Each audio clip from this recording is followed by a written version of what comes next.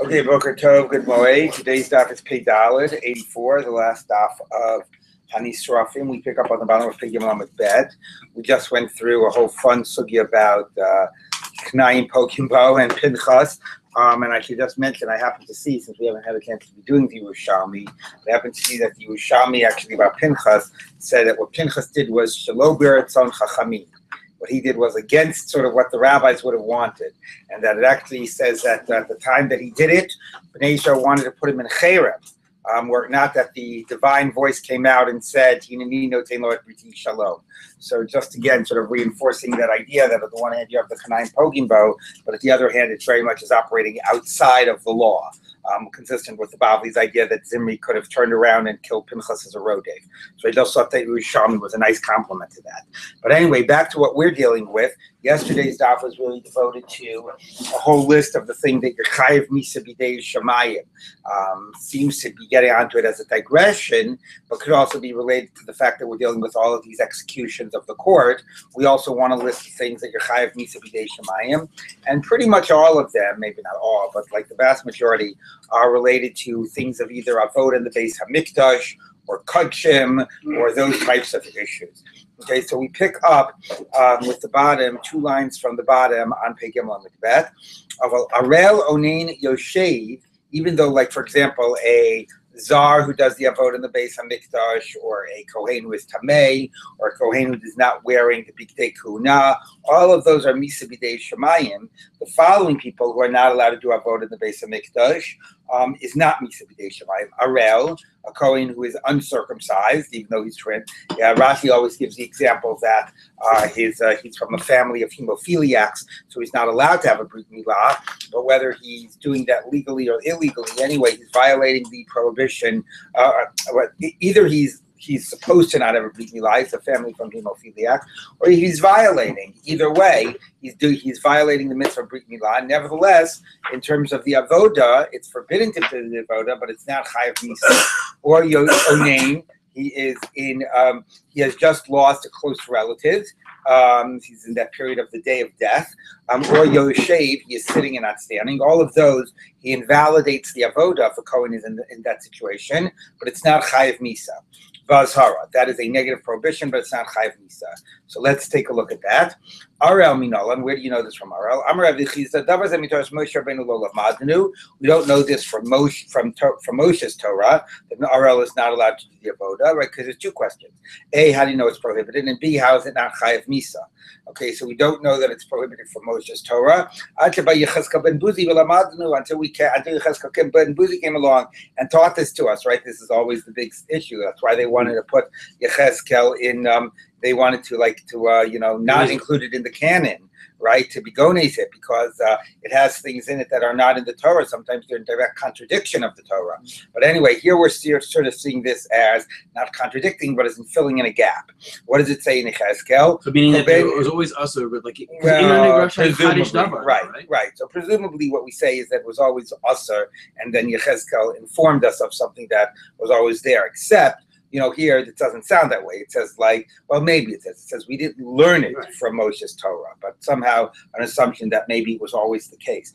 Okay, Kol ben echar arel leiv arel basar lo yavo mikdashi. Any foreigner who is either of an uncircumcised heart, which means that he has basically committed apostasy, or that he has an uncircumcised flesh, even if he has a legitimate reason not to have a Brit Milah, he cannot serve in the Beit HaMikdash. Okay, and it's interesting that it's calling it a law, a negative prohibition, because it's not a negative prohibition in the Torah, but we learn from Yechezkel that it's forbidden. Okay, and anyway, since we're only learning it from Yechezkel, clearly there's no basis to say that it's chayav misa. Onein minol, and now how do you know an onein is A, not allowed, but B, not chayav misa? T'chsiv, because the verse says, this is by a Kohen Gadol. When an immediate relative dies, he does not leave the temple, and he does not desecrate, even though he is serving in the temple as an onain, as somebody who's had an immediate relative die upon him, that does not desecrate the sacrifices or the sanctuary. Okay, so the implication is that's because he's a Kohen Gadol, because he's supposed to remain in the Beis HaMikdash. Ha'acher, a different Kohen, Shelo Yatza, that would not have leave the Beis HaMikdash when he became an onain, Chilel, he would desecrate the sacrifices. Okay, now that doesn't tell you it's a negative prohibition, but obviously it does it does, desecrate, violate the service is invalid that was done. Okay, so Amalei Ravada B'Rava, so implicitly, obviously, therefore, it should not be done. Amalei Ravada B'Rava V'neilev Chilu Chilu Mitruma. So if it does sort of, desecrate and violate the service, maybe we should learn that it is Chayav Misa from Truma. Because from Truma, if a Kohen is Kamei and eats Truma, he's Chayav Misa, and right in there it says V'lo Yichalel. That was a sort of theme yesterday, that was the basis to tell you Misa B'dei Shemayim. So here too, if there's Chilul, it should be Misa B'dei Shemayim. Malahalam B'misa Avkan B'misa. Okay. No, so the answer is Miksi Be'Begufe. No, it doesn't explicitly say that a normal Kohen who doesn't leave when he's an Onen is Mechalel. It's not explicit, it's implicit. A Kohen Gadol who doesn't leave is not Mechalel. There it's implicit that a normal Kohen is Mechalel. Okay, Michlal Akasi, I only learned it out implicitly. Havidavar Bami Klal, it's something you learn out implicitly. The Kodavar Bami Klal ain't danim osab Gzeira Shava. And you can't make Gzeira Shava of Chilul to tell you it's Chayav Misa. Okay, now Tosos has a whole discussion. It's not like there are times where we do learn it out from a Gzeira Shava, okay, even though it's implicit. But anyway, so implicitly we learn out it's Mechalel. Presumably that's implicitly also enough to tell you that it's Belav. Does Lav mean a biblical Lav? Does it mean that obviously you shouldn't do it? Maybe there's a biblical Lav that says Lo Yichalel, Eis Mikdash Elohav, right? So that means any act that is Mechalel, maybe that's a transgression of Lo Yichalel. Okay, but nevertheless, it is not explicit enough to say it's Chayav Misa. Okay, so that's Arel and Onen. How about Yoshev? Yoshev, and where do you know Yoshev is forbidden, but at the same time, you're not Chayav Misa? Yoshev Minolad. Amar Rav Nachman, Amar Kra, the verse says, Kibo Bachar Hashem Elohav, Elokecha Mikol Shavatecha La'amod L'Shareit. He and the Kohen God has chosen of all of the tribes, the Kohanim, to stand to serve God. The Sherut, service in the temple, is done when it's Be'amida, not B'yeshiva. We get a Bitul Asay. Right, again. So that's all, by all those. It's not, the Gemara is not going out of its way to prove that it's a law, although the language of the Breita said law. The language of the Breita just might have been you're not supposed to do it. Okay? Also, presumably it's Mechalel the Avoda, but even with all of that, there is no basis to say it's not a strong enough basis to say that it's Chayav Misa. Does it mean you have to do it all over again? I mean, let's say you did it. Yeah, that's what Mechalel the Avoda. Okay. Baal Mum. Now, how about the Baal Mum? So that gets back to actually our Mishnah. I believe that was the debate in our Mishnah, right? It's interesting, right? Because our Mishnah ended with this. No, our Mishnah was Zar Shashimesh. It's interesting, right? Both the Gemara gets into a whole discussion about the types of things that are Chayav Misa B'dei Shemayim. They're mostly temple related. It's sort of our Gemara got into it as a digression, but it ties into the theme of the last line of our Mishnah was also, right, seemed completely out of place, right? We were talking about things that are Kanayim Pokimbo, and then we happen to mention, what's the story about a non-Kohen who does Avoda? That our Mishnah said, Rabbi Akiva says it's Chenek, and the Chachamim say it's Misa B'dei Shemayim. Now, in our Mishnah wasn't a complete digression, because one of the cases which were similar to Kanayim Pokimbo was if a Kohen Tummy did the Avoda, his fellow Kohanim would take him out and beat him up with with like a log till they killed him, till they crushed his head. That was our Mishnah for those who don't remember that. Anyway, what? Hard to forget that. Depends if you were here the other day. Anyway, so somewhat in parallel, we're discussing these things that are Chayav Misa B'dei Shemayim. So again, part of, like I said, my key is to round out the discussion of things that are punishable by execution of the court. We're talking about things that are Chayav Misa B'dei Shemayim. Anyway, so in this Breita, rather than the discussion about a non-Kohen, we have the issue of a Baal Mum. What is the status of a Baal Mum? So Rabbi Omer Misa, it's Misa B'dei Shemayim. It's a lo taseh. So that exactly parallels, right, the debate of Rabbi Akiva and the Chachamim by a Zar. This is the debate of a Baal Mum. So what is this based on? My time is a Rebbe. What's the reason of Rebbe? So that it's Misa B'dei Shemayim. T'chsiv achal parochos lo yavo v'el mizbeach lo yigash kimum bo v'lo yichalel es miktashai. I think it is. Okay, so this is the Baal Mum cannot come into the parochet, so into the Holy of Holies, and cannot draw close to the mizbeach. Okay, because he has a blemish, and he shall not desecrate b'mechalel. So v'yaliv chilu mitruma, like we just said. Anytime you get the word chilul, that's a great basis now to learn out from Truma that it's Chayav Misa. Malahalan b'misa, afkan b'misa. The same way truma, when the kohen is tamei, is b'misa. Here too, it's b'misa. Okay, so then the Gemara says, "V'nei l'chil chil minosar." This is always the counter argument. Learn it out from nosar. Nosar also says that that's mechalel, and nosar is a simple lav. Malahalan b'kar or kares, but it's not misa b'dei shemayim. Malahalan b'kares afkan b'kares. So no, mistavra. This is what the whole day yesterday. Whether when you have chilul, you learn it from truma, eating when you're eating truma when you're tamei. You learn it from nosar, and which one is it more similar to? So since most of these, so let's take a look. So mistavra mi truma havilei lemelech. It makes more sense to learn a baal mum doing the avoda from a kohen tamei eating truma. Shekain psula guf. Both of them, the problem is in the person. In one case, the person is tamei, and in the other case, the person is a baal mum. As opposed to the nosar, the problem is in the food, not in the person. Okay, psula guf and psula guf. Adarabba, minosar havilei lemelech. No, let's send out a case of a baal mum from nosar. Shechin kodesh. Okay, pnim. That both of those are right in the Beis Hamikdash. As opposed to Trum is out of the Beis Hamikdash. It's Pnim, which is sort of another way of saying Kodesh. It's in the Beis Hamikdash. Okay. Pigul v'nosar. It's it's in a realm in which these are all really pretty much just variations of the Beis Hamikdash. Because a Baal Mum doing the Avoda doesn't mean that the problem is an object that's Pigul or Nosar. He's in the Beis Hamikdash where Pigul and Nosar are like relevant concepts, as opposed to Truma where they're not. Okay, so anyway, let's learn it out from Nosar, which is at least more of a Beis Hamikdash context. Ella mitamesh shimesh kamar. Okay, so fine. We're not going to learn it out from Truma. Truma is clearly a better basis to learn out a Baal Mum from the case of Nosar, but we'll learn out something that is much more comparable. A Kohen who is not allowed to do the Avoda. So one is a Baal Mum, right? The other is a Kohen who is Tameh. Okay, we could also say a Kohen who doesn't have the begadim, right? Yesterday was all these Kohanim who can't do the Avoda, and it's Chayav Misa B'dei Shemayim. Okay, so Ella Mitamish Shimesh Gamar. Psula Guf and Psula Guf. Both of those are people that have a personal problem. Okay, one is that he is Tamei, the other that he's a Baal Mum. Kodesh, both of them are in the Beis Hamikdash. Pnim, Pigul v'nosar, and they're like, again, in the Beis Hamikdash where these sacrifices are relevant. So obviously that both has Mikdash and a personal psul, and it's more comparable than the case of Nosar. Okay, so Mikodesh, Pnim, Pigul v'nosar. Okay, so that's all a very nice basis. So they're basically saying, look, if a Kohen Tamei is Chayav Misa, a Kohen Baal Mum is Chayav Misa. That's pretty straightforward. V'Rabbanan, what do the rabbis say back? Amakra bo.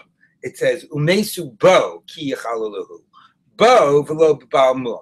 Okay, so bo is a limiting word. I think it says this by Truma. Okay, and it says so he'll die. By Truma. It says Umesu bo.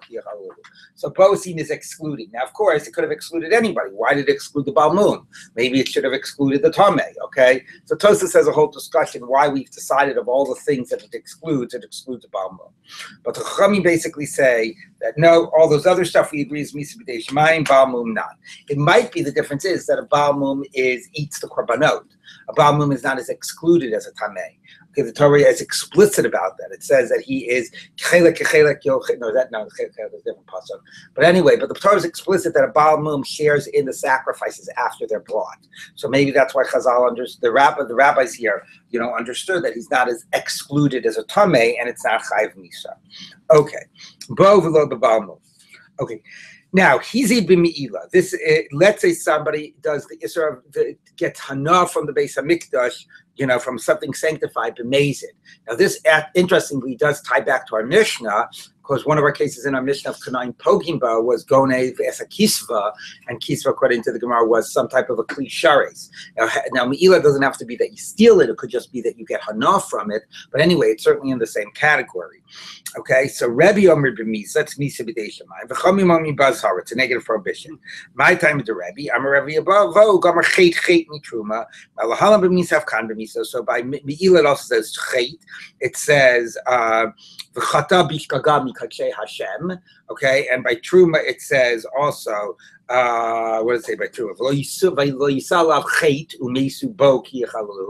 So the same way Truma is Misa b'dei Shemayim when it's Tamei, this is also. The same point. Amrakra bo. It says bo by Truma. Mesu bo ki halu bo v'lo b'mi'ila. Why of all the things we exclude mi'ila and balmum again is not clear. Okay, the last of this list takes us back to our Mishnah, which is a non-Kohen who does the avoda. Zar sheshimesh b'mikdash. Okay, so in our Mishnah again, what did you have? You had that Rabbi Akiva said chenek, and Chachamim said Misa B'dei Shemayim. Okay, actually, so it's not. It's not exactly parallel. The recent debates were Misa B'dei Shemayim or Lav. This is upgrading it. It's Misa B'dei Shemayim or Chenek. Okay, all right. So Zar Sheshimesh B'mikdash. So Tanya's Rabbi Yishmael Omer Nemer Kan v'Hazar HaKarev Yumat. So here's a good question. It says shall die. Does it mean shall die by heaven or shall die by the court? So now you understand why the choice here is either Misa B'dei Shemayim or Chenek. Chenek because the stam Misa is Chenek. Okay, that is by Adas Korach. So Malahalam B'dei Shemayim, the same way by Korach, they were saying that when we draw close, God is going to, God's killed us because that what was happening was there. Avkam B'dei Shemayim, and you understand the reason to make the comparison because they're both the same phenomenon. Somebody who's not entitled to draw close, like a Zar who's Shimesh. So the Chachamim say, fine, it says Yumat, but it means B'dei Shemayim. Rabbi Akiva Omer Nemer Kan v'Hazar Krev Yumat v'Nemer Lalad v'Navi Yahu Cholim Achalomahu Yumat. Okay? Those are both the same word. Well, that's exactly the point, although it's a very different circumstance. Okay? So that's the case of the Navi Sheker. So Malahalam B'Skila, Afkan B'Skila, which isn't our Mishnah. Our Mishnah said Chenek. Rabbi Yonasan ben Nuri Omer Malan b'chenek Afkan b'chenek. So there's a debate what a Navi Sheker gets. Does it get chenek or does it get skila? Okay, so b'mai kamifli, it's a three-way debate. What's the debate? Rabbi Shmuel, Rabbi Akiva. So what's the debate of Rabbi Shmuel and Rabbi Akiva, which is debate in our Mishnah, whether it's put to death by the court or just by God? Rabbi Akiva's son suffered danim yumat mi yumat. They both have the exact same word yumat. So it says yumat by the Navi Sheker. That means based in. So here too it means based in. Then danim yumat mi yamut, and you don't learn it from yamut by Adas Korach, where it's not the same word. Rabbi Yishmael Sarah danim hedyot mehedyot vein danim hedyot minavi. No, at least we learn a normal person who's doing the avoda from a normal person. We're not going to compare it to a case of a navi. What you also could have said is, of course, that and maybe that's what it means by hedyot mehedyot, is that was essentially the same sin. People that should not have been doing the avoda were doing the avoda. They were died by God's hands, and therefore we'll say the same thing here. Rabbi Akiva would say back to you, since the Navi is pushing people off from the path, okay, that he's not a Navi. If anything, he's like a Navi Sheker. That's not a Navi, he's just purporting to be a Navi. That's a serious issue. Okay. But the point I think still isn't that is he a real Navi or not a Navi, but it's a completely different sin. Whereas Rabbi Yishmael says that the same type of sin is Misa B'dei Shemayim.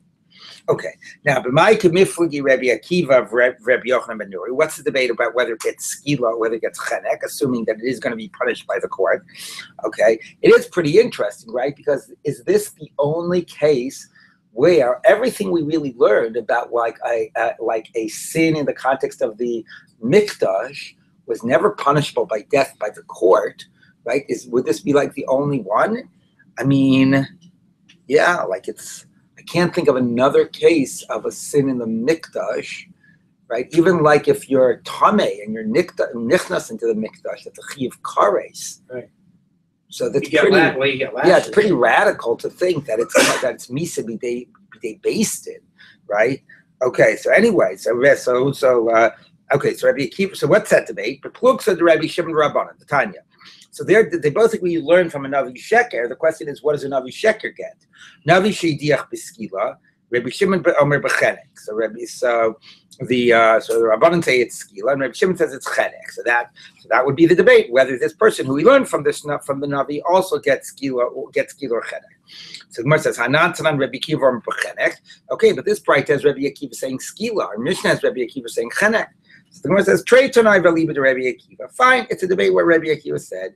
So Masnis and Rabbi Shimon, Valiba to Rabbi Akiva. Our Mishnah is Rabbi Shimon, who said that it gets chenek, and that would be saying it in the name because his Rebbe was Rabbi Akiva. So according to Rabbi Shimon, who says chenek, he's understanding that Rabbi Akiva would say chenek. That's our Mishnah. Brisa Rabbanan Valiba to Rabbi Akiva. And our Brisa is other students of Rabbi Akiva who said that according to Rabbi Akiva, you get skila.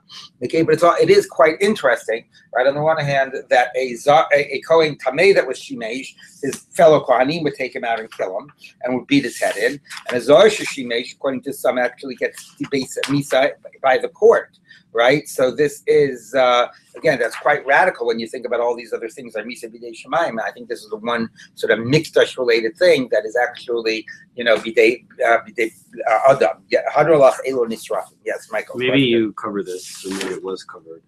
But I'm having a hard time just wrapping my mind around this keeper thing. We've had all these things that, B'charlo Mita Yafeh. Right, and then but this Enacha Mita Menuvelet Mizu. I mean, how somebody raised that. Like again, I don't know. I mean, all I said was that according to the pshat of the Mishnah, and the Yerushalmi never has this idea that he dies. The pshat of the Mishnah is not that he died. The pshat of the Mishnah is just we put him in prison, and that the whole difference between lechem, kreso mit bakad by seorin, and mayim lachatz is that kreso mit bakad is figurative. It means that the murderer you give bare rations, bread and small measures of bread and water, whereas the person who was a repeat offender, you give him as much barley as he wants to eat. It's just figurative. It doesn't literally mean bring about the death, right? It's really just the Bavli, the stam of the Bavli, that chooses to read the two Mishnayot together and to read it that way. But within that reading, right, then it is very strange that it's this very disfiguring thing. It's also very strange also that we would choose to do it. The other point I made is that it says one of the reasons it said that we can't execute the murderer is because we tripped up the witnesses on asking these very superfluous bedikos to trip them up. So what's the point? We trip them up with asking these experts, bedikos, right, in order to get them to trip up, so we don't have to execute the guy, and then we go ahead and we kill him anyway. We might as well just execute him in the court in order to get kapara. Why are we, if we're going to bring him? So it seems like, well, we don't want to get our hands dirty. We want him to die, but we don't want to be the ones to do it. But you're right; it is very strange, according to that it's that very disfiguring type of a thing. Okay, so yes. Which punishment is considered worse? Punishment by the court or punishment by heaven? I mean, is there? Well, punishment. I mean, punishment by the court. You actually die. I know. Sort of like the general assumption is that something that's chayav misa b'dei based in is a weightier sin than chayav misa b'dei shemayim. But the interesting question is, but if the guy then actually is executed by based in, does that achieve kapara? Whereas the chayav misa b'dei shemayim wouldn't.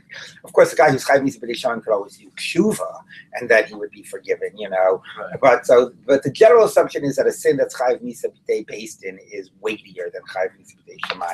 Okay, what this consequence is like after the sin is a different question. After the onus in terms of kapara is a different question. Yesterday, is curry the same as Misa b'dei shemayim? No. So that's important, right? Because the Gemara here actually just explicitly distinguished that as well. For example, by where was it actually distinguishing curry from Misa? I think was it by Me'ila? Was it? By Nosar. Nosar is kares, and that was contrasted to Truma, which is Misa b'dei shemayim.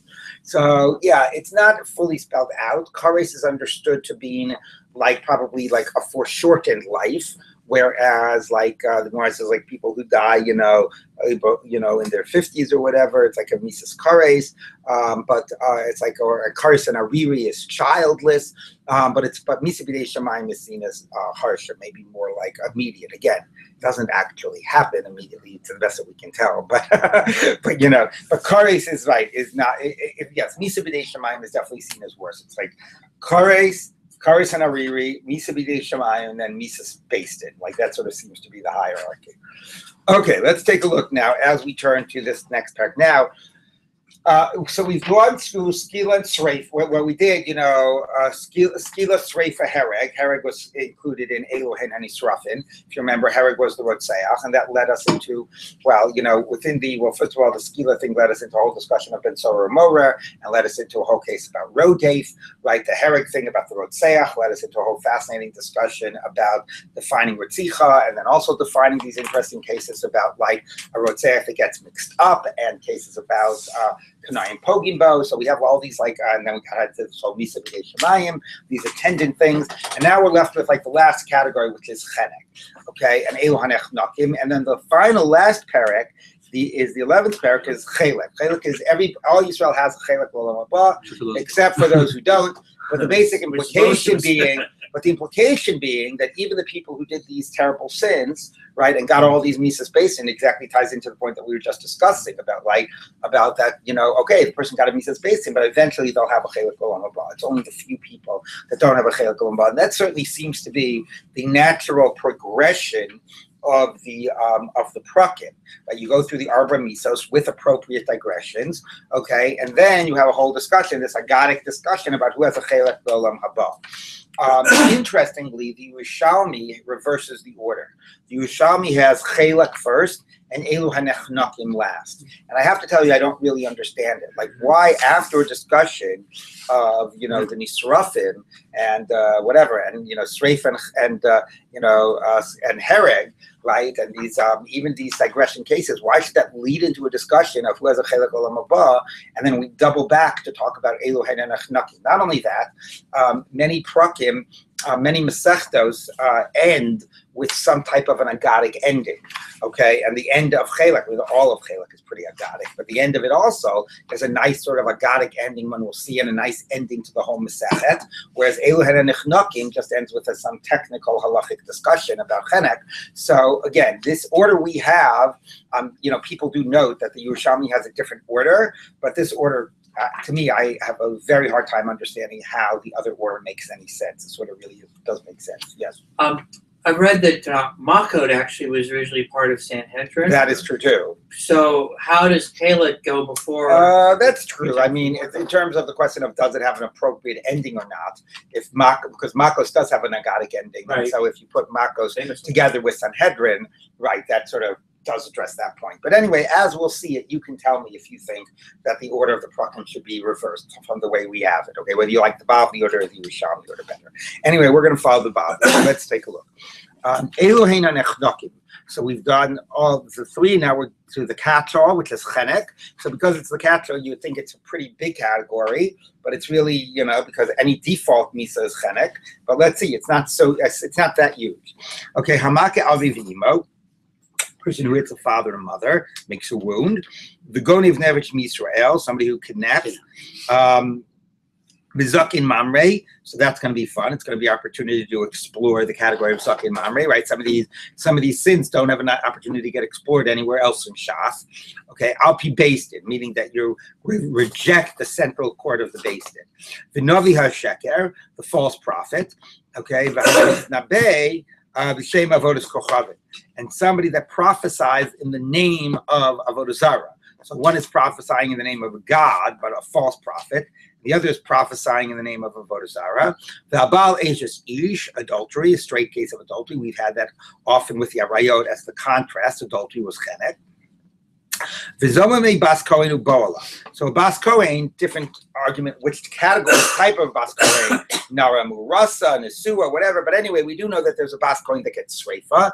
Nevertheless, the drasha is esavia he mechaleles be'esh tisaref. He ba'esh tisaref v'ein boaleha ba'esh tisaref. That the man who has intercourse with her doesn't get sreifa. He would get whatever he would get if he weren't a bas kohen. So assuming that otherwise, if you weren't a bas kohen, it would be chenek. The man gets chenek. And similarly, if they're edim zomimim, that says that she committed this act, okay, even if they would also get chenek. Now, you could say maybe they're getting chenek because they're also testifying against the man. But let's say they say, we don't know who the man is. Okay, we some stranger, we're not testifying against men, we're here only to testify against her. Nevertheless, even though what they're trying to do to her is give her sreifa, they would get chenek. Again, based on hiba ht sarif, and also based on the pasuk kasher zamam lasot lachiv lachiv lo lachoto. So this is the one case where it's a punishment that is specifically to her and to nobody else. Even people you would assume would have a similar punishment as she does. Okay, so let's take a look at the Gemara. We're going to go through each one individually. Okay. Maka avivimo inolan. How do you know Maka avivimo gets chenek? T'chsiv Maka avivimo mos yimas. Okay, v'kol misa put to death. Hamur b'toastam ein el chelik. If you don't have any other category, the generic category is chenek. So now how do we know it's not like some fifth thing we haven't thought of? Because we discussed that way back when we did the first discussion of the Arba Misos. Okay, so the Gemara says, Ema ad dekotule mikto. Now, how do you know makeh means to just hit? Maybe makeh means to hit and to kill. Okay, so, if you kill a normal person, that's hereg, and if somebody kills a father or mother, it's chenek. So the Gemara says no. So Gemara says, Salkadait ad katalei. So Mikto Salkadait ad katalei, excuse me, maybe it means killing him. Mikto Salkadait, could it mean killing him? If somebody kills a normal person, it gets the sword, and the father, it's chenek. I mean, the father should be a worse punishment. This would make it a lighter punishment. So the Gemara says, Hanich lamad amar, exactly. Hanich lamad amar chenek kal. That's good if you assume that chenek is a lighter death. And obviously, this can't mean just to kill a father, because it wouldn't be a lighter punishment than killing somebody else. Ella. Lamad amar chenek chomer, but if chenek is weightier than sayif, Michael Ameima, right? Reb Shimon, what could you say? Because they ain't hochinami. Kill a normal person, it's sayif. Father, it's a worse punishment. It's chenek, according to Reb Shimon. So how do you know makeh vivimo doesn't mean to kill? How do you know it just means to hit? Elami d'chsiv makeh ish v'meis mos yumas. Because when the Torah wants to say you kill someone, it says you kill them. It doesn't just say you hit them. It says makeish v'meis most yumas. If you kill somebody, okay, that's true. Fine, but that's clear from context. V'ksiv o be'iva hiko bi'ado v'yamot, or he smote him with anger and he died. If there's no context that makes it clear, simple hitting does not mean killing. Okay, so based on that, we know that it means just to hit the father is put to death. Now we're digressing a little bit back to the murder discussion. When it comes to murder, why does it have to say makeh ish, and why does it say kol makeh nefesh? Okay, so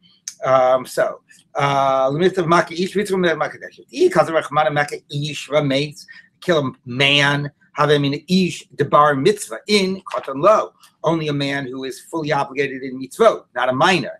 Interesting. You wonder what the point would be about a woman. So Tosfos says there actually are some girsas that say maybe I would think a woman who's partly exempt from mitzvah will be excluded, but that's not our girsa. Our girsa is maybe only a man, meaning only an adult and not a minor. Okay, katan lo kazarachmana kol makeh nefesh. Any smiting of any soul doesn't have to be an adult. Okay, if it's maybe even a soul, maybe even not yet a fully, a full person, maybe even if it's a fetus, a filu ben shmona, or a child born in the 8th month, that's not considered to be viable. So, and that presumably also would have read it as makeh kol nefesh, probably reading the kol to modify the nefesh as well. Anyway, srichi, so therefore that's it to say ish, that the person is considered to be born and viable, even if not an adult. The ema afagavdelo avi bech afine. So that's just parenthetical about murder, what those two psukim are. But back to father, since makeh does not mean to kill, maybe makeh means any hitting, even without making a wound. Now we haven't said yet it's a wound, but the next mission is going to say it's a wound. Okay, if you just peek, if you want to take a peek at the next mission on the top of Pehei Bet, it's hamakeh avi v'imo eina chayav ad sheyasa behen chabura, until you make a wound. Okay, so now we want to know how that's true. Okay, so the Gemara says like this: maybe even if you don't make a wound. Why did we teach it a Mishnah? That's our next Mishnah. How do you know that? Amakra makeh adam umakeh behema. It says makeh nefesh behema yishamena nefesh tachas makeh. What does that know? Makeh nefesh behema yishamena makeh adam yumat. Right, so it exactly compares them. Now, when we remember that comparison has been quoted a lot to speak about kimle b'draba minei, that any time a person is murdered, even maybe if the murderer is not put to death or whatever, that there's not going to be any monetary payment. But let's see what we do with it here. Makeh adam umakeh behema. Ma makeh behema adavi bechabura. The same way a behema, you only have to pay damages if you actually wound the animal. L'chsiv ba nefesh. How do you know? Because it says makeh nefesh behema, and nefesh often means like blood, right? Yadam hu ba nefesh yichaper. So therefore, nefesh behema means that somehow blood came out, or at least caused some clotting of blood and so on. Some like a wound that that obviously showed that blood at least came out underneath the skin. So there's a redness in the wound and so on.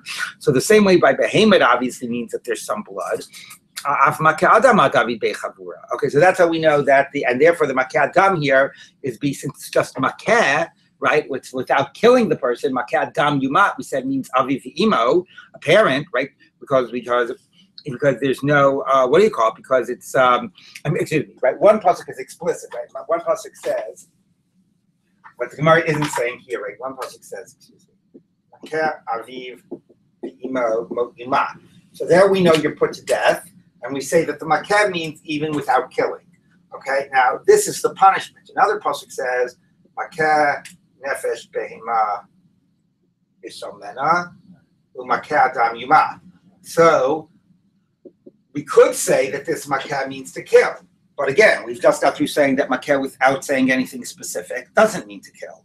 So we're going to assume that this also is talking about smiting a parent the same way this is talking about smiting a parent. By the way, what we don't have yet is a pasuk that tells you you're not allowed to do it. Okay? We just have two pasukim that tell you the punishment. But presumably we're saying both this and this is without killing. So this is also about parent. Okay? And the same way here, the nefesh is about causing blood to come out. Here too, by hitting the parent, it's only about causing blood to come out. Well, I'm sorry, because if it wouldn't have been said nefesh, you would have thought, meaning because then you would have been hired for causing injury without blood coming out. Yes, which anyway is, but what the Gemara asks, since when are you only chayiv if you damage somebody's animal if blood comes out?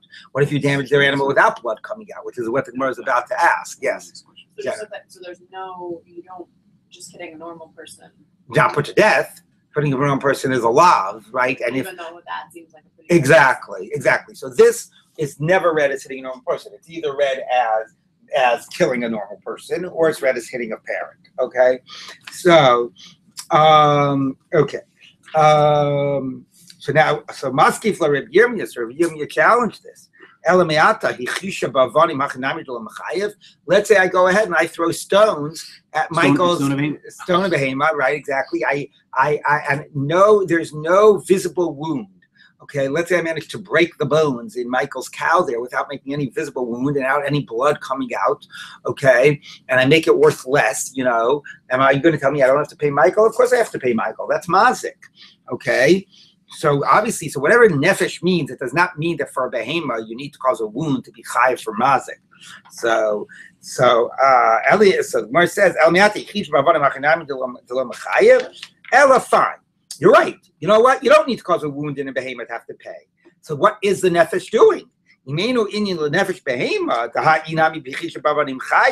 you just pointed out, you don't need to wound a behemoth to have to pay if you made it worth less. So what is the nefesh doing? It's not coming to tell you a halacha in damaging an animal. So Tanei Linyan nefesh adam. Okay, you're absolutely correct. This nefesh, it's not like it's true by a behemoth, it's also true by Adam. It's actually not true by a behemoth. I put it by a behemoth, I have no idea. By a behemoth, you don't need to cause blood to come out. So what's it doing? It's really here for the Adam purpose. Okay, it's really here to tell you that when you smite a person, and maybe if it would have said Makeh Nefesh Adam, you would have said it meant murder. So we want Makeh Adam to not mean murder. We want it to mean smiting a parent. So we don't have Nefesh here. We have Nefesh here. But the Nefesh here is telling you that this thing is causing blood to come out. Now, by the way, just sort of describing it that way, you do understand that at least figuratively, the point that being made is that the smiting of the parent is some type of a quasi, seen as like a quasi murder, right? Like that some blood come out, it's representative of that. By the way, the whole point that by Shabbos, right, that why you chai by Shabbos when you cause, blood to come out or something, make a wound, right? It's learned from the Tilas Neshama, from Shochet, from shechting an animal. Okay, so the whole idea of the blood and the wounding and whatever, it's sort of like a mini murder. So that seems at least to be what we're saying by the parent. By the way, the Yerushalmi has an interesting question. It wants to know if the chabura that we say by a parent is like the chabura of Shabbos or like the chabura of mazik. Now, we just said that mazik doesn't need a chabura, okay? But presumably what the Yerushalmi seems to be saying is it might not need a chabura, but it needs permanent damage. If I go ahead and beat somebody up or beat up somebody's animal, and I guess versus beat somebody up, because an animal, what I'm going to say isn't relevant. But if I go ahead and I beat somebody up and there's no permanent damage, then I don't pay nezek.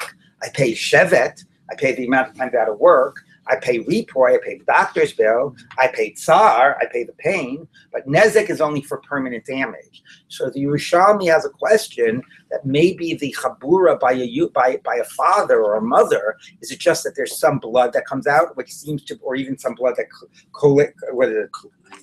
coagulates or whatever. Anyway, under the skin, that certainly seems to be the pshat. Okay, as we'll see in a minute, that any blood is in this category. But the Yerushalmi seems to have a havamina that it might only be if it's a permanent damage, not if it's a something that will just heal. Okay, because it is. Let's face it. Like the Gemara got all worked up about Ben Sora Mora. How could it be just because this guy's a Ben Sora Mora we put him to death, and at the same time somebody curses a father or mother or hits a father and mother and causes a little blood to come out? That we have no problem putting the person to death, right? So I don't. So anyway, but at least it seems like at least this case is seen as some type of a figurative murder. Okay, so let's take a look. So the Gemara says like this. Okay, so the Gemara says like this. Inami taneu inyan l'nefesh adam ela hakei shalamli. So if I'm just going to borrow the nefesh, so what is the point of comparing the two, right? It's not to learn out this principle of wounding with blood, because that's not learned out by the comparison. That's just learned by the extra word. So ela hakei shalamli, what's learned out by the comparison? Like we taught in the Brisa. Like what Chizkiah teaches, which is that if there's a death penalty, even if it's not b'mezid and you're not going to execute the person, there's not going to be any financial payment. So the Gemara says, "Hani chalamandi islay tanad bechizkiah." That's good if you hold of tanad bechizkiah. Elamand leislay tanad bechizkiah. We learned before. Perhaps some people don't hold like him across the board. So hekei shalamali. Why are we connecting smiting a person, whether it's a parent or whether it's killing a person, to wounding an animal? So ma maka behema l'refua pater af maka adam l'refua pater. To tell you a halacha within wounding a parent. The same way, if I go ahead and I do some surgery on Michael's cow, I'm exempt, okay, for wounding. I don't have to pay him for damages, okay? Similar, now, of course, interesting question. Let's say I was trying to help Michael's cow and accidentally I hurt it, right? That gets to a whole question of malpractice, okay, which is a whole discussion in Baba Metzia or whatever about umim shakilkalu and so on, okay? But at least there are cases where I don't have to pay, even if I caused accidental damage, and certainly if I helped Michael's cow by doing a surgery. So therefore, somebody who wounds a parent in the context of refuah does not have to pay. The Ibailahu, because we raised the question. Ben Moshe Yaki's dam aviv. Can a son let blood for the father? Right? So this is actually actively causing a wound, but it's for the purpose of healing. So Rav Masna Amar, v'hafta l'recha kamocha. Yes, from V'ahavta l'recha kamocha, which is pretty amazing. Here you have an aveira which is chayav misa, and you're going to use some generic pasuk, which it's so generic it applies to everything in this world, but because something applies to everything, also like to some degree applies to nothing, right? So it's this completely generic pasuk of V'ahavta l'recha kamocha. I'm going to say, that's going to tell you that you're not chayav for maka aviv v'imo. But it is interesting sometimes that we use that type of a principle to guide, mitzvahs bein adam lechavero, things like, there are some general ethical principles like ahavta l'recha kamocha, chayacha v'chayei chavercha, right? These types of things which are sometimes guide explicit lavim. Like I said, for example, there's a prohibition like lo sikom v'lo sitoris b'nei amecha, right? Don't take vengeance. But the Gemara says Kol Talmid Chacham she'eino nokim v'noter k'nachash, like a Talmid Chacham has to be, very, vengeful because it's defending Torah's honor, right? Or there's a prohibition to hit somebody, but then, according to the Gemara allowed a father to hit his son or a rabbi to hit his student, or something like that. Like, how do we know those things? These are explicit lavim. Where do we know to allow these types of cases, right? So it does seem somehow that because they're also, even though they're prohibitions, because they're prohibitions in somehow the interpersonal realm, we allow certain ethical guidelines. Again, we might not exactly identify with the idea of hitting a child, but okay. But the Gemara's sort of understanding of what are those proper interpersonal interactions to guide and define the shape of this explicit prohibition, and not to read it categorically, right? Like we would know if this was a ritual thing, we would read it much more probably categorically than if it's a type of an interpersonal one where we can sort of be guided by this principle. So that's quite interesting. We use ahavta l'recha kamocha to tell you clearly maka avi v'imo doesn't apply to this case. Yes. Why can't they just say it's consent? Obviously it's with the father's consent that he's letting the blood, right? Yeah, but again, it's a similar point, But since when do we know that the Torah would say that wouldn't apply in a case of consent, right? So, makeh. You mean the whole idea of makeh, maybe the word makeh itself implicitly means. I don't want you right. So what you're saying is a better point, which is not just a consent point, but it's not makeh, right? Makeh is a word that sort of is a violation of me, right? This is actually a surgical procedure. It's not defined as a haka'ah, we had that. right? So that's like a good point, okay? I mean, you could have cases where it's with consent, but it's still a haka'ah. Like, the father, wants to be, self-flagellate or something, and they're asking his son to hit him because he wants to, whatever. I'm saying, like, there could be cases where there's a violent nature to it and it's with consent, right? But you're right that this case you could just say it's not even haka'ah. Okay, so let's see what the other answers are. Rav Dimi bar Chinina amar makeh adam u'makeh behema. Ma makeh behema l'refuah pater, af makeh adam l'refuah pater. So that's how we got onto this, the comparison to behema. Now by behema we just know it implicitly, right? Because if it's damages is only when I'm doing something to hurt you. So that's sort of, I think Hanan eventually is getting to your point. How do we know by behema that I'm pater? Right? Now you could say, well, I'm pater because I made the behema worth more rather than worth less. But as I said, there are times when I could be trying to do refuah to the behema and wind up hurting it, right? So it's not just that. Presumably it's that since that's about damages, that's only when you're sort of doing something against somebody's will. What you're doing is considered an act of intrusion or violence, right? So here, the comparison tells us that also that's how makeh aviv is understood in that context. And also the element of honoring a parent, how would that factor in if a parent wants you to hit them, Right. He was saying flagellation. Right. Right. So look, yes. I mean, if a parent tells you to violate a halacha, you don't listen to them. Okay, but if that were a violation, then the answer would be yes. Whether it's a violation, right? Whether when it's not just refuah, but it's haka'ah with consent, right? Let's say, for instance, your father did something that was chayav malchus. Can you be the one administering? I think there's actually a case. I think that's actually a Tosefta case coming up. And can you not, even if it's not a violation, if it's going to harm them, can you not accept their desires, in the terms of honor? That is a very good question that comes up in contemporary issues about keeping out the aim, where a parent asks you to do something, but you judge it's not in their best interests, right? Like it comes up like a parent asks you to, invest their money in a certain way, or like a parent says, no, I'm gonna they're clearly not safe to drive, and they're insisting that you let them drive, right? So how much is it honoring your parents to refuse to let them to drive rather than to allow them to drive, right? We get into all questions about autonomy and how, right, and so those are like really good questions. Driving may be injuring somebody. I understand driving is injuring somebody else, right? But anyway, those are like really good I have questions about what their expressed will and what you judge is in their best interest, but also how the issue of autonomy factors into best interest, right? Because there could be best interest to help protect them, but it only does it at the expense of compromising their autonomy. So those are good questions. Anyway, we're digressing, but excellent questions. Okay, anyway, so Rav Dimi bar Chinina amar makeh adam. Oh, we just did that.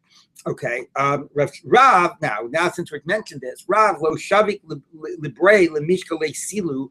So Rav did not let his son remove like a splinter from him because he was afraid that accidentally it would draw blood. Okay, which assumes that it was refuah. It wasn't even definitely. It would have sort of been like an eno mitkavein, presumably not a psik reisha. Okay, which you could have said completely. He would not have been blameworthy for.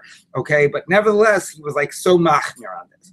Mar braid Ravina lo shavik librei lemiftach lekifta, did not let his son like open up I think it's like a wound, right? Rashi says like a blister, okay, to allow the pus to come out. Because maybe accidentally, although the pus would come out, a little blood would come out as well. And he would, although it was only a shogeg, it would have been a shogeg by a terrible violation. Okay, which A assumes that refuah is not enough, but B, forget even refuah. It's an eno mitkavein, presumably it's not a psik reisha. So it's not just a shogeg. Eno mitkavein, you're not, it's like you didn't do it. So let's see what the Gemara says.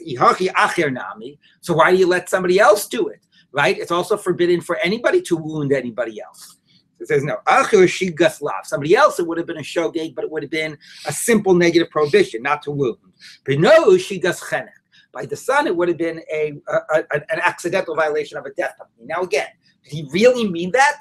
Are they really disagreeing with the previous thing that we just said, right? And they're saying that even when it's done with refuah, you're like chayav misa, Okay, and it sounds like it, or are they just being extreme and saying, "Look, obviously you're not chayav misa," but nevertheless, it's a similar type of an act of having of wounding and so on, and it just echoes that, and I don't even want that. Because also, what about the case about somebody else? Is that really true that somebody else doing something lirefua is over on the lav? So how did they ever do bloodletting? How can anybody ever be a surgeon? Right? So maybe it's talking specifically, here's the irony, but maybe it's talking specifically because it's eino mitkavein. If you're going to bloodlet, so then clearly the letting of the blood is lirefua, and it's not the lav, and maybe it's not even the case by Maka Aviv. But here the refuah isn't the blood. The refuah is taking out the splinter. The refuah is taking out the pus, and that could be done without the blood. So the fact that the blood came out, it was not part of the refuah, right? It was it was a byproduct of it, but maybe dafka, maybe even again, ironically, maybe if it had been a necessary byproduct, it would have been considered to be refuah. So the irony being because it wasn't eino mikavin and it wasn't a psikration, it wasn't necessary, therefore the blood wasn't coming out lirefuah. Okay, still, nevertheless, it seems a little funny. You really mean that any doctor who's doing a procedure that might accidentally cause some bleeding is over on an accidental lav? Okay, it's still quite funny. But anyway, but that is interesting if they mean this really seriously or not. Also, what if the blood is like it is secret, meaning like it's going to happen, but right. It's not the thing that it's not part of the refuah. It's a necessary byproduct, but it's not what's actually right. Right? The bloodletting, the belief was that the blood coming out caused the refuah. The surgery, it's like there has to be bleeding, and you actually try to stop the bleeding, but there's no other way to do the surgery without it. Right? Okay, so let's take a look. So Gemara says 1 minute. So wait a minute. So we talk by Shabbos that if you take a needle and it's the size, right, to remove what do you call it, to splinter, that you can that if you can use it like it's not muktzah, whatever, because you can use it for going ahead and doing stuff on Shabbos in a way that you're not doing anything that's usher on Shabbos. Okay, so now, but that makes it sound like that you could allow it because it sounds like it's a klisha mlachta leheter that it's allowed to remove a splinter on Shabbos. So the Gemara says, how can you remove a splinter on Shabbos? Maybe you'll cause some blood to come out, and then you'll be mechal Shabbos. Okay, why not? Also, they're saying it's mekalkel. So that's what it says. How's some mekalkel? There it's mekalkel. Okay, so mekalkel somehow solved your Shabbos problem. But it didn't solve. If I'm trying to take out your splinter on Shabbos and accidentally some blood comes out, that blood coming out is mekalkel. That doesn't help anybody. But mekalkel doesn't help you for chovel in your friend or chovel in a father, because there the whole isser is that you're mekalkel, that you're hurting the person. Okay? But by Shabbos, if a blood coming out is mekalkel, that's why it's not a Shabbos violation. So the Gemara says, Hani chalaman mekalkel potter. That's good if mekalkel is exempt. But if you say there's a position that when it comes to wounding, normal things are constructive. So if you're mekalkel and destructive on Shabbos, you're exempt. But wounding by its very nature tends to be destructive. So there's an opinion that wounding is always chayiv on Shabbos, even mekalkel. So if that's true, how would you be allowed to take out a splinter on Shabbos? If accidentally some blood came out, even if you're mekalkel, you'd be chayiv. How would we allow it? So the Gemara says no. Man shami say damer mekalkel bekabur chayiv Rabbi Shimon. That would be Rabbi Shimon. Rabbi Shimon ha'amar kol melacha shein tzricha legufa patur aleha. You're not trying to cause the blood to come out. Your intent is to remove the splinter. So since it's a melacha shein tzricha legufa, you're going to be patur. Now again, why didn't the Gemara just say you're an eino mitkave? Okay, melacha shein tzricha legufa is a case when it definitely will happen. So maybe that's the Gemara's bigger chiddush. Although again, the Gemara could have said, when do we say you can take out a splinter on Shabbos when it won't definitely cause bleeding? If it will definitely cause bleeding, maybe you're not allowed. All right, but the Gemara here said even if it will definitely cause bleeding, it would not be a violation because it would be melacha shein tzricha legufa. All right, so I'll review this tomorrow. We sort of rushed through this a little bit, but the basic point is the Gemara is assuming, bizarrely, that even if you're trying to heal your friend, causing some unintentional bleeding is considered a shigas lav. Whatever happened to Eino Mitkavein, I have no idea. Whatever happened to the fact that if it's done for refuah purposes, it should not be called smiting, I have no idea. The Gemara considers that to be a shigas lav. Taking out a splinter on Shabbos would also be an accidental violation if Mekalkel is chayev, like Rabbi Shimon, okay? But if Melacha Shein Tzricha L'Guf is pater, you're going to be pater on Shabbos. But somehow that's enough to get you pater on Shabbos, but not enough to solve the case of trying to take out the splinter from your friend, or and wounding your friend in the attempt to try to heal him. Okay, so we will sort of recap this tomorrow, and then we will continue with this issue about accidental wounding. Yeah.